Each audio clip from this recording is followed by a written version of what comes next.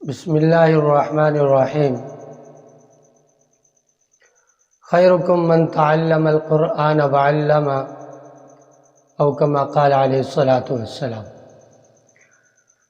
ہم نے ناظرہ قرآن مجید مکمل ہونے کے بعد بچے کو حفظ قرآن مجید کیسے شروع کروانا، کہاں سے، یہ ابتدا کی تھی، اور کامیاب حافظ بنانے کے لیے بچے کو جس ترتیب سے چلایا جائے، اور وہ ترتیب آپ کے سامنے ذکر ہو رہی تھی کہ کامیاب حافظ قرآن جو بچہ بنتا ہے اس کی ترتیب حفظ کی کیا ہونی چاہیے۔ ایک مکمل سپارہ حفظ ہونے کے بعد یہ ترتیب ہماری چل رہی تھی کہ 29واں پارہ پھر شروع کروانا ہے۔ 30واں پارہ مکمل ہوا تھا، اس کے بعد بات چل رہی تھی 29ویں پارے کے شروع کی۔ اس سے پہلے ہم نے آگے جتنا بھی بچے کو سفر کروانا ہے، خود اس کے ساتھ سفر کرنا ہے، تو اس میں ایک چیز ایسی ہے جو اینڈ تک وہ بچے کے 30 پارے مکمل حفظ ہونے تک وہ ساتھ چلنی ہے، اور وہ کون سی ہے؟ وہ بچے کے آنے والی غلطیاں، اس کے اوپر نشان کیسے لگانے ہیں اور کون سی چیز سے لگانا ہے۔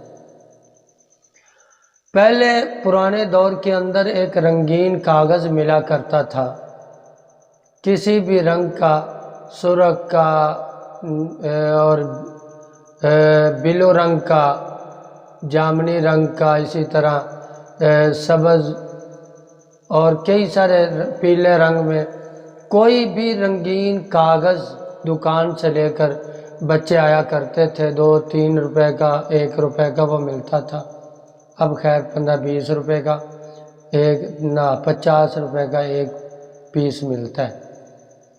تو وہ چھوٹا سا ٹکڑا لیا کرتے تھے منہ میں، اور تھوک کے ساتھ گیلا ہو جاتا تھا، اور پھر وہ گیلا گیلا جس حرف پر غلطی آیا کرتی تھی اس پر لگا دیا کرتے تھے، اور پھر لگانے کے بعد اس وقت لگایا کرتے تھے جو غلطی آتی تھی نا جس حرف پر، اس حرف کے اوپر بھی وہ چھوٹا سا ٹکڑا گیلا کر کے لگا دیتے تھے، اور اس کے سامنے لائن کے سامنے بھی ایک چھوٹا سا ٹکڑا لگا دیتے تھے۔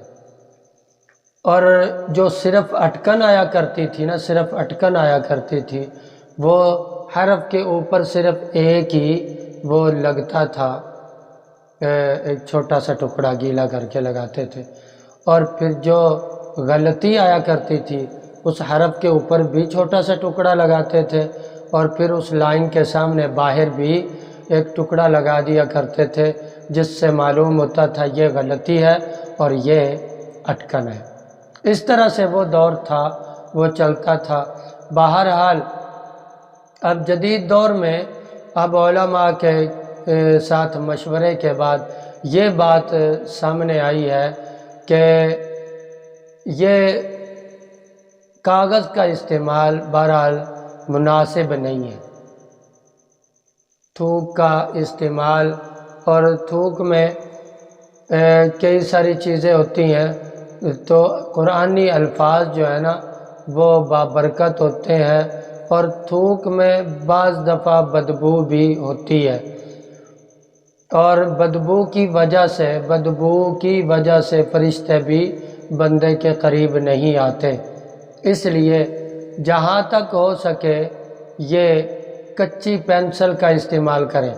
پہلے جو کاغذ کے، رنگین کاغذ کے چھوٹے چھوٹے ٹکڑے لگایا کرتے تھے، جس کو چیپی بھی کہا کرتے تھے، تو لگانے کے بعد جب یہ یاد ہو جاتی تھی غلطیاں، بچہ یاد کرتا تھا سنانے کے بعد، تو پھر جیسے وہ یاد ہو جاتی، پھر جب سناتے تھے نا تو سناتے ہوئے استاد وہ سن رہا ہوتا تھا، جب وہ بچہ وہ غلطیاں والی جگہ صحیح پڑھ کر چلا گیا تو استاد یا سننے والا خود ان غلطیوں کو ریموو کر دیتا تھا، ہٹا دیتا تھا ان کاغذوں کو، یوں ناخن تھوڑا سا لگاتے تو وہ اتر جایا کرتی تھی۔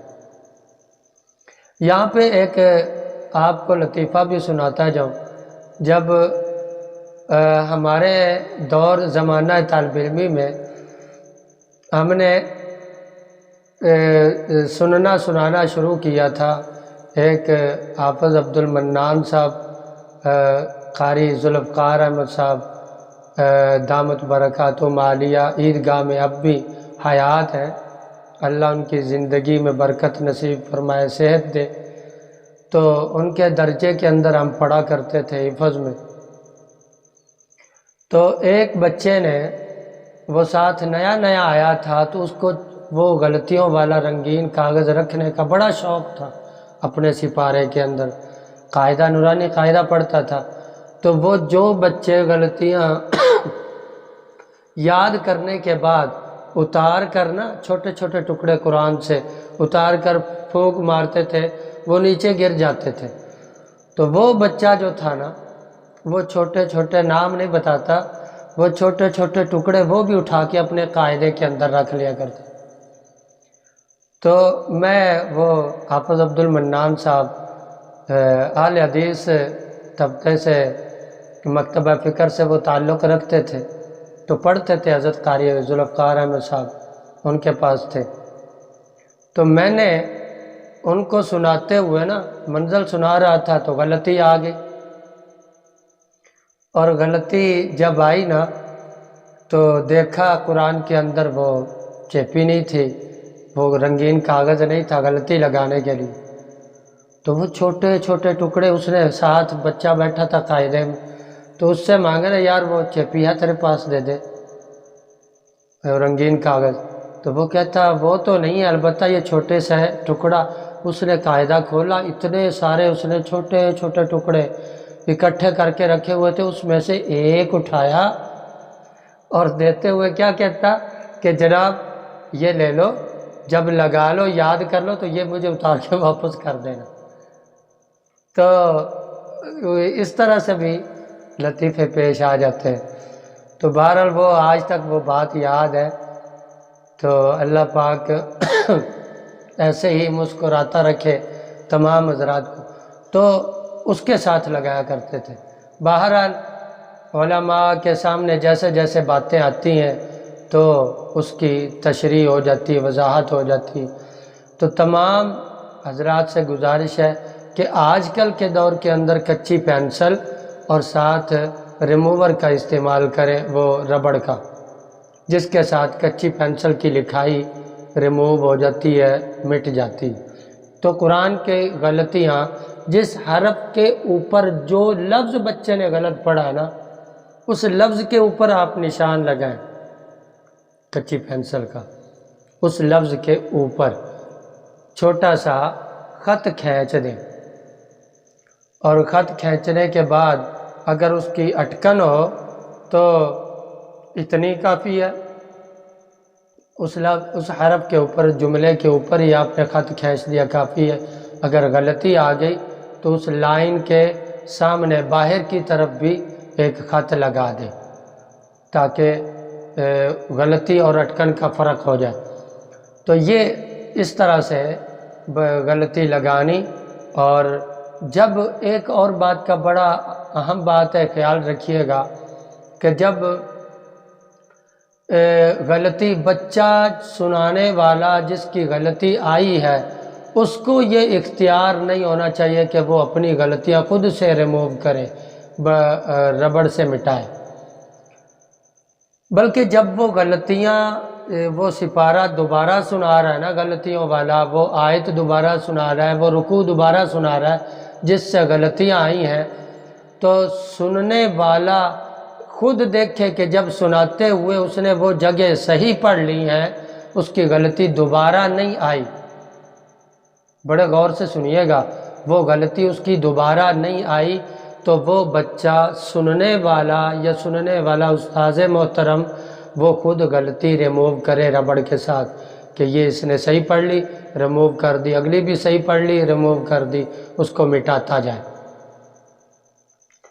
تو اس طرح سے ہی بچے کی منزل بھی پخت ہوتی جاتی ہے، اچھی ہوتی جاتی ہے، پکی ہوتی جاتی ہے، اور تسلی بھی استاذ کو بھی ہو جاتی ہے، سننے والے کو بھی، اور بچے کو بھی دل میں اطمینان ہو جاتا ہے۔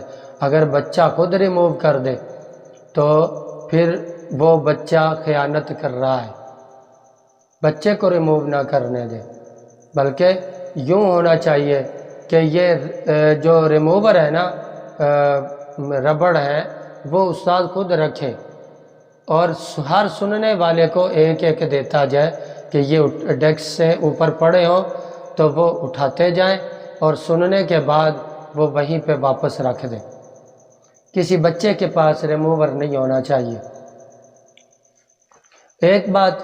اور دوسری بات یہ ہے کہ ریموور جیسے ہی بچے کے پاس ہوگا، بچہ خود سے مٹائے گا، یاد کرتا جائے گا، مٹاتا جائے گا، تو اگلی غلطی وہی غلطی پھر آ سکتی ہے۔ اور جب وہی غلطی پھر آ جائے، ایک اور بات بڑی اہم ہے کہ بچے کی غلطی وہی آ جائے، بچہ سنا رہا ہے، دوبارہ سنا رہا ہے، 12 سنا رہا ہے، تیسری بار بھی سنا رہا ہے، اور سناتے سناتے نشان پہلے لگا ہوا ہے، وہی غلطی پھر کر رہا ہے، تو بچہ کچھ نہ کچھ سزا کا مستحق ہے، اس کو تنبیہ کرے، لیکن تنبیہ تھوڑا دائرے کے اندر اندر کریے گا۔ آج کل ایک اور تنبیہ کرنے کا طریقہ بڑا اہم آپ کو بتا رہا ہوں، یہ آپ سنیے گا۔ تنبیہ کرنے کی 3 طریقے ہیں، سزا کے 3 طریقے ہیں۔ ایک سزا کا طریقہ وہ آپ کے اپنے پاس ہے، آپ خود جس طرح مناسب سمجھتے ہیں بچے کو سزا دینا چاہتے ہیں، آپ دے لیں۔ دوسرا طریقہ یہ جو بچے صبح شام روز گھر جاتے ہیں، صبح آ جاتے ہیں پڑھتے ہیں، شام تک پڑھتے رہتے ہیں اور شام کو چلے جاتے ہیں، ان بچوں کے سبق اور سبقی پر سپارے کے اوپر ہی آپ تاریخ ڈال دیں۔ اس بچے نے جہاں سبق شروع کیا نا، اس نے صبح صبح آیا، اس نے سبق سنایا، سبقی نہیں، سبق سنایا۔ سبق سناتے ہوئے اس نے جہاں سے شروع کیا وہاں سے لے کر اینڈ تک، جس لائن پہ اس نے سبق اینڈ کیا ہے، سبق ختم کیا ہے، اس لائن کے سامنے ایک تو وہ وہاں پہ نشان لگا دے پکی پینسل کے ساتھ نشان، اور اس لائن کے بالکل سامنے صفحے کے سائیڈ پہ آپ تاریخ ڈال دیں، تاریخ ڈال دیں۔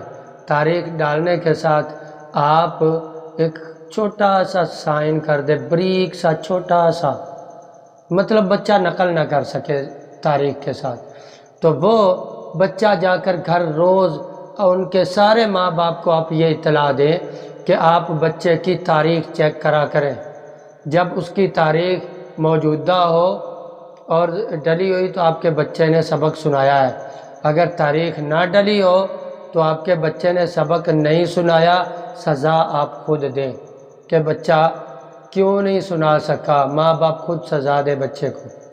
ایک بات۔ دوسری یہ ہے، کچھ بچے ہفتے کے بعد جاتے ہیں، مہینے کے بعد جاتے ہیں گھروں میں، تو ان کے پاس ڈائری ہونی چاہیے، ان بچوں کے پاس ڈائری ہونی چاہیے۔